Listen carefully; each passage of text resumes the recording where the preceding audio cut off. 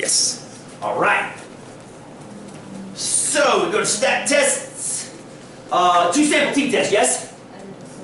Why is it a t-test?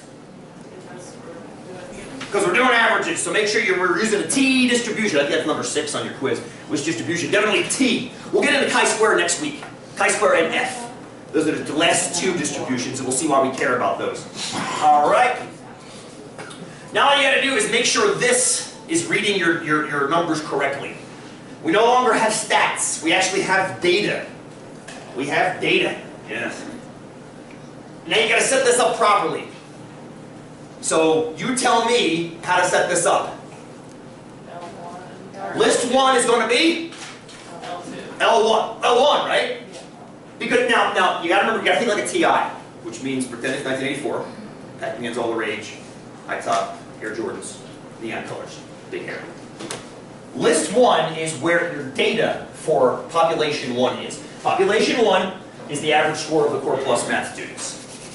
Where are the scores for the Core Plus math students? Where do we put those? No, that's not the scores, that's how many kids got that score. The data itself is an L1, isn't it? So does that make sense? The data itself, the test score, remember, we're testing the average score. Those scores are in list 1. How many kids got those scores is in list 2, yes? Does that make sense? Good, good, good. So let's jump around a little bit. L1 is definitely going to be there. Frequency 1 is going to be list 2, correct? I hate that TI does this, by the way. I despise it. I apologize. It's unnecessarily confusing. It's kind of the way it sets it up.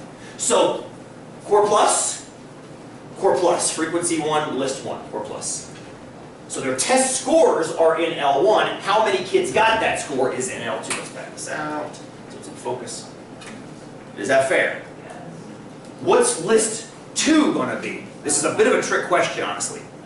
It's also L1. We use the same test scores in the same list, L1. Yes, absolutely.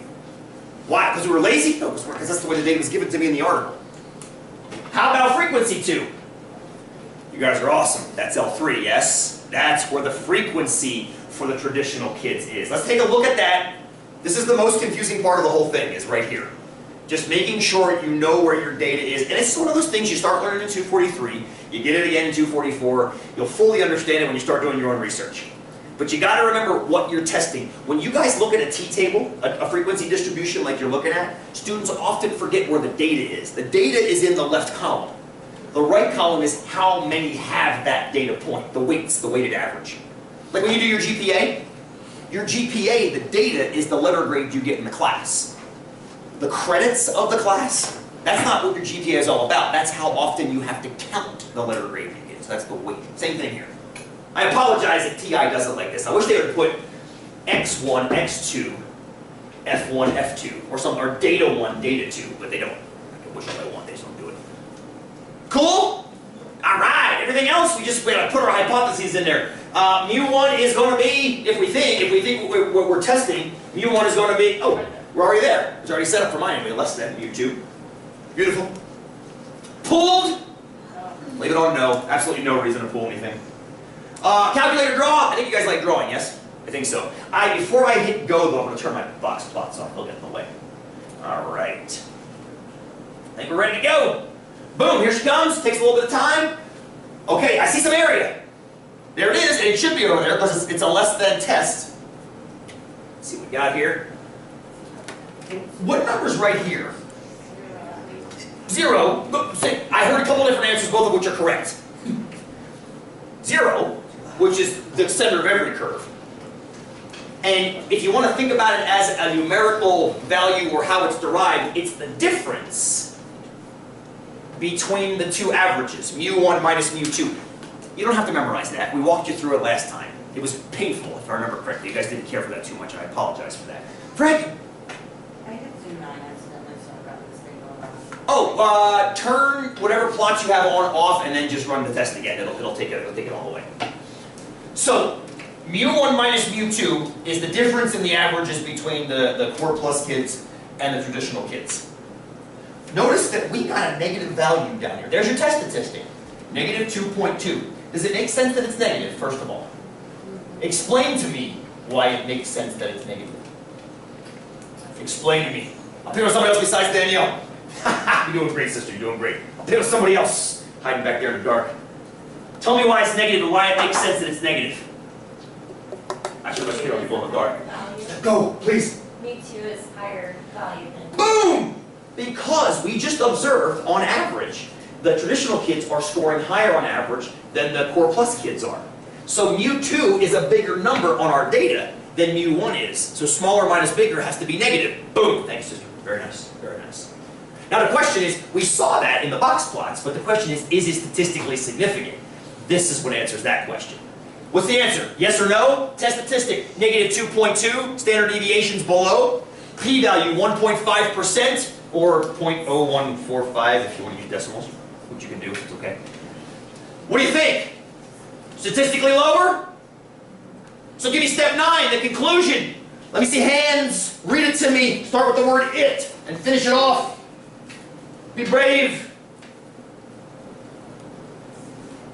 Be braver. It appears the. There we go. That's a lot, Emily. It appears that. The students are doing worse than traditional ones. Good. It appears those Core Plus kids are doing worse than traditional ones. That's all I need.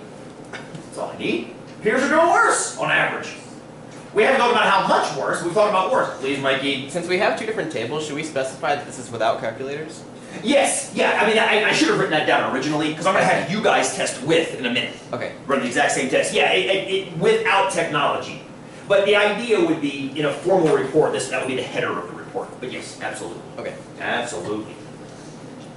Could we be wrong? Yes. Always. What's the type of error we could make here? It gotta be type 1, small p-value. Small p-value means you said something changed. The only way to be wrong is if it's falsely saying that it changed. So saying the kids are doing worse when in fact they're doing exactly the same or better, but we just got deviant data. We just got deviant data. Good.